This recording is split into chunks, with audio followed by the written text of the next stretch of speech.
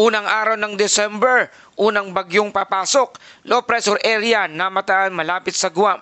Alamin kailan posibleng papasok sa Philippine Area of Responsibility o PAR at anong mga lugar ang posibleng tatamaan nito. Magandang araw Pilipinas, ito ang Pilipinas Weather ngayon.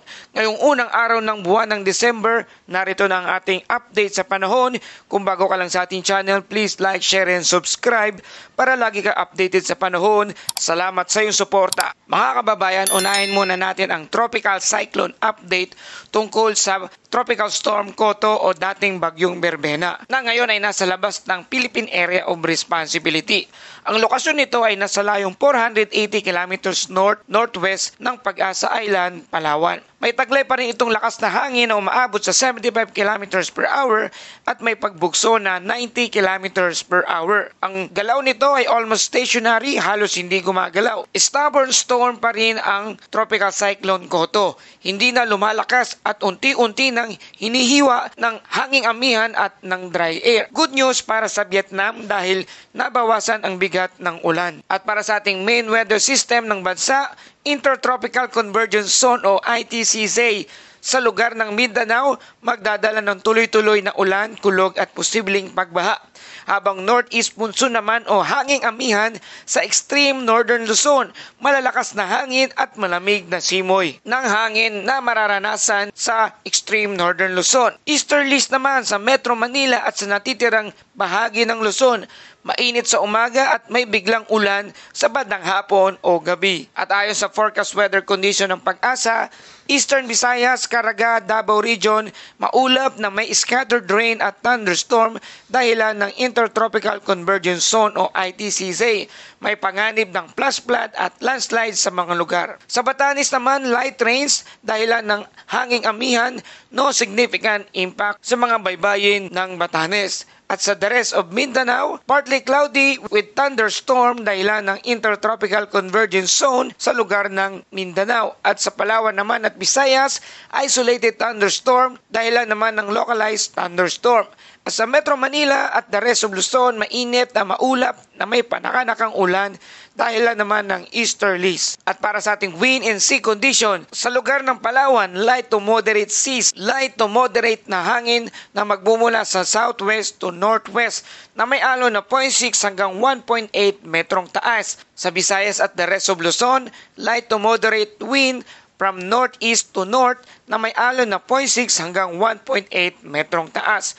At sa Mindanao naman, light to moderate wind na manggagaling sa north to northwest na may alon na 0.6 hanggang 1.8 metro ang taas. At para sa ating temperatura, mayroong maximum temperature na umaabot na 32 degrees Celsius at minimum temperature naman na 23.8 degrees Celsius. Ang araw ay sumikat kaninang alas 6 at 5 ng umaga at lulubog naman mamayang alas 5:25 ng hapon. At dako tayo sa ibang balita. Special report, Ipo-Ipo sa Lapu-Lapu City, Cebu. Isang water spout ang namataan sa Barangay Punta Iganyo ngayong umaga. Tumama sa dagat ang isang ipo-ipo, wala namang napinsala. Gawa ito ng thunderstorm sail. At dako na tayo sa ating international update tungkol sa Invest 93W na malapit sa Guam.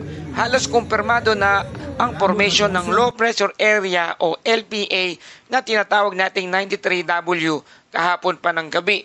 Ang tanong, nasaan ito ngayon? Bahagyang kanluran ng Guam at kita na ito ng Japan Meteorological Agency outlook.